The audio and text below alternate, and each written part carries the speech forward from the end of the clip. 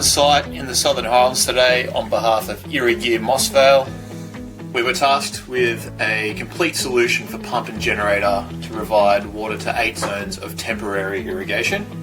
The equipment we used to provide this was a generator, Welling & Crossley 8.75 kVA open frame generator, fitted with an AVR automatic voltage regulator for steady, consistent voltage. It has an option of a 2-wire start functionality, which allows integration with float switch operation, remote start operation, or any device capable of providing a closed circuit start signal.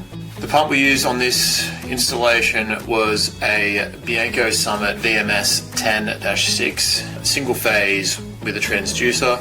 We have used a transducer in this kit and all of our standard kits, as you can set digitally a cut in and a cut out pressure instead of a traditional mechanical pressure switch which you need to adjust on site. This means less time on site setting a cut in and a cut out pressure. Our SPC also provides dry run protection by monitoring amp draw. If the amp draw drops below the program threshold, the controller shuts down the pump to prevent damage.